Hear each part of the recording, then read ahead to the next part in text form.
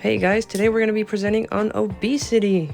This presentation is brought to you by San Joaquin Delta College nursing students. What is obesity? Obesity is a disorder that involves excessive body fat that increases the risk of health problems.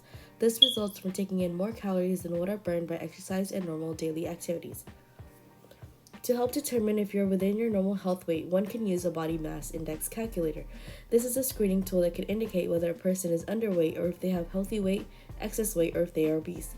If a person's body mass index is outside of the healthy range, their health risks may increase significantly. The numbers used for the equation includes one's height and weight. Now take a moment to pause this video, scan the QR code, and calculate your body mass index. Some risk factors that may increase one to become obese would be diet, exercise, sleep, and stress. Hey guys, so today we're going to be talking about San Joaquin County's obesity problem. On average, San Joaquin County has a greater margin of overweight citizens than the state of California. Now, what does that mean? That means that the average citizen in San Joaquin County, which has a population greater than 800,000 citizens, is more overweight than the average citizen in the entire state of California. As you can see on the diagram on the right, you have an average of overweight or obese adults being greater than 76% in San Joaquin County in comparison to California, which averages around 62.5%. These are adults overweight or obese, technically with a body mass index greater than 25. With 2/3 of all citizens in San Joaquin County overweight or obese, this is a huge problem to the community. It can also be seen in the youth. Now, the youth are more obese on average in San Joaquin County than in California, with 21% and 19%. When you compare these numbers, you can tell that San Joaquin County does in fact have an obesity problem. The San Joaquin Council of Government estimates that by 2035, the body mass index of an average San Joaquin County citizen is going to be 28.24.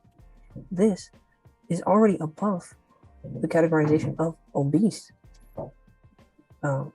citizens, right? Body mass index greater than 25 puts you at the category of obese. It is also estimated that the average citizen in San Joaquin County does around 10 minutes of physical activity per day. That statistic in itself should show you that San Joaquin County does have an obesity problem. Now, in San Joaquin County, we also have some estimates from the San Joaquin Council of Government using its sophisticated scenario planning for the future. Now, you can see on the diagram on the right, the average weekly total walking minutes per person is around 74.37 minutes. If you divide that by 7, that's around 10 minutes of walking a day, as well as biking, 0.3 minutes a day. People don't really utilize the bikes. Also, with recreational activity, you have 7.06 minutes per day per person. And already mentioned the 28.24 BMI, estimated around 2035. Now, this will eventually lead up to 16.9% of all citizens in San Joaquin County being of general poor health.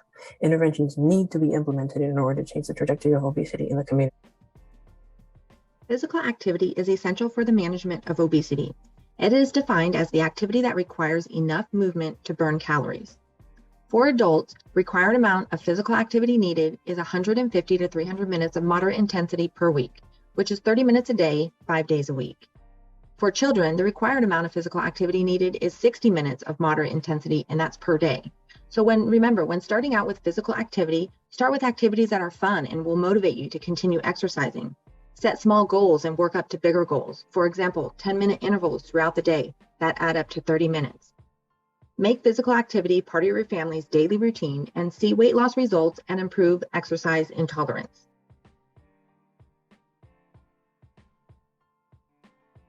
Examples of fun physical activities include walking running games such as Zombie Runs is a fun app that gets you fit while escaping zombies. You can choose to walk, jog, or run in your adventure. It has over 500 plus action-packed missions that will motivate you to stay active. Another app is Pokemon Go, and it gets you out and walking and exploring different parts of your city. Dance parties are another fun way to incorporate exercise. Take the stairs instead of the elevator. Bike around your town. You can park your car in the last car spot and walk into the store. Disc golf. The next slide is a video of disc golf showing how fun and family-friendly this activity can be.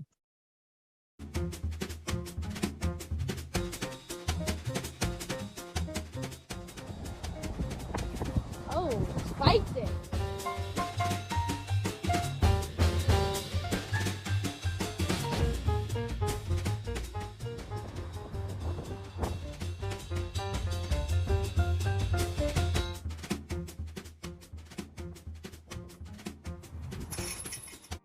Okay, so maintaining and modifying your nutrition is one way that can greatly reduce the risk of obesity. The recommended daily calorie intake for males is 2,200 to 3,200 calories, and for females, it's 1,600 to 2,400 calories. Your calorie intake depends on your lifestyle and overall health history. If you are more sedentary or older in age, your calorie intake will more likely be on the lower end of the range. And if you are more physically active, like an athlete, if you're pregnant or breastfeeding, you are more likely be on the higher end of the range because you have to have more energy for those activities. And so you will need to consume more healthy calories.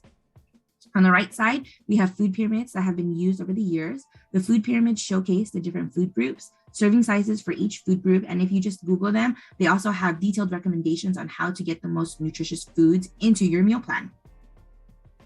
Another simple way to start eating healthier is learning how to read your food labels. So here we have a sample of what a nutrition food label would look like on your foods that you buy.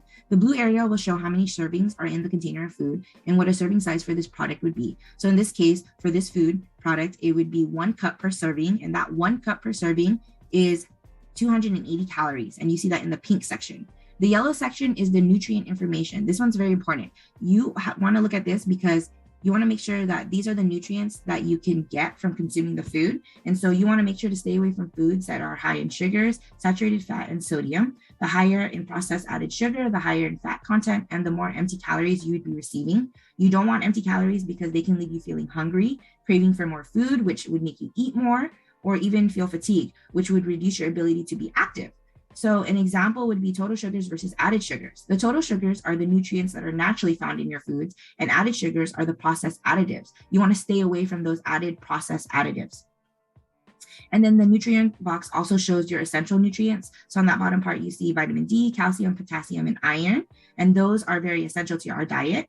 The last section is the purple section, which shows the daily value in percentages. So how much of that nutrient is provided in that food product for your daily overall intake. 5% or less is low, and 20% or more is high. Reading food labels is a good way to start your health journey. It really helps you be mindful of what you're putting into your body. And you want to make sure, again, that you're putting in the most nutritious foods so that it not only nourishes you, but also can sustain you and give you the energy you need to live a healthier, active life. So today I'm going to be talking about some medical interventions that can be done for obesity, specifically medications. So medications can be prescribed if dietary changes and exercise have not resulted in weight loss, or if the person's weight poses a significant risk to their health. Some common medications used to aid weight loss that are approved by the FDA include bupropion, naltrexone, liraglutide, orlistat, and phentermine topiramate. And these medications work by decreasing appetite, increasing the feeling of being full, or by interfering with the absorption of fat. So all of these medications can either do one of those things or all of those things. And these medications need to be prescribed by a doctor. So the doctor will find out what medication is best for the patient. And the NIH states that these drugs should not replace lifestyle changes, but be used alongside proper diet and exercise. So just because you are on these medications doesn't mean you can eat unhealthy or quit exercising. It needs to be done together. And now we're going to talk about some surgeries that can be performed if other interventions haven't worked for weight loss. So bariatric surgery or weight loss surgery is only performed after other non-surgical methods have failed. And the most common types of bariatric surgery are sleeve gastrectomy and gastric bypass.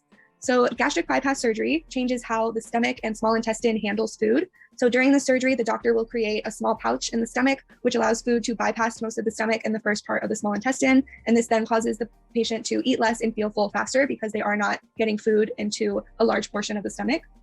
And then we also have sleeve gastrectomy surgery, which permanently removes 75 to 80% of the stomach. So this also causes the person to eat less and feel full faster because the stomach is smaller after the surgery. And the average weight loss after both of these surgeries is 25 to 35% of the person's previous body weight. And some complications of bariatric surgery or weight loss surgery include difficulty swallowing, gallstones, hemorrhage, and bowel obstruction. So these can all be seen after surgery, after the surgery is performed. and some diet and exercise needs to be maintained after the surgery. So smaller, more frequent meals are recommended, totaling to about 600 to 800 calories per day. So just like with the medications, just because the surgery was done doesn't mean you can give up on your diet or start eating unhealthy or stop exercising. It needs to be done alongside the surgery so you can maintain your health and maintain that weight loss, because weight still can be added on if you have an unhealthy diet. And here are just some pictures. So the first one, the gastric sleeve surgery or the sleeve gastrectomy, you can see this large portion of the stomach is removed. So only food goes through this portion of the stomach, which you can see why one would feel full faster. And then the gastric bypass surgery. So this whole portion of the stomach underneath, your food is bypassing that area. So it's only going into this pouch and then into the small intestine. So you could also see why you would feel full. Hi guys, my name is Jeff, and I will be talking about community outreach and resources here in San Joaquin County. There's 2 currently funded public health services programs that address obesity, and these are the Network for a Health California campaign, which is specific to low-income residents, and the Central California Regional Obesity Prevention Program, or CCROPP, which is focused in South Stockton. The network campaign focuses on the promotion of individual nutrition and physical activity behavior change through social marketing campaign strategies, after-school programs, after-school integration activities, school food demonstration for healthy eating, and physical activity promotion. The South Stockton CCROPP project focuses on policy and environmental changes to support healthy and eating lifestyle. And and the San Joaquin County also convened an obesity and chronic disease prevention task force. This task force was established in August of 2009, and the goal of this task force is to decrease the incidence and prevalence of obesity, chronic disease related to it, and related risk factors through a combined and expanded effort of the members. There are more than 40 individuals and partners working on these issues. This includes Healthy San Joaquin, Select San Joaquin, University Cooperative Extension, UOP, Kaiser Stockton, Lodi, and Stockton Unified School District, and many more. At the last bullet right here, I have attached the website where you can access a lot of community resources if you want to lose weight, and if you consider yourself as someone that would benefit from this. And lastly, we have attached a QR code that will take you to the MyFitnessPal app. The MyFitnessPal app is great in recording your calories and the amount of food you eat, as well as help you lose weight, because they also have a lot of exercise that you can do for yourself as well. And thank you guys. This is our group's take on the obesity in San Joaquin. And if you're trying to lose weight, good luck in your journey. Thank you.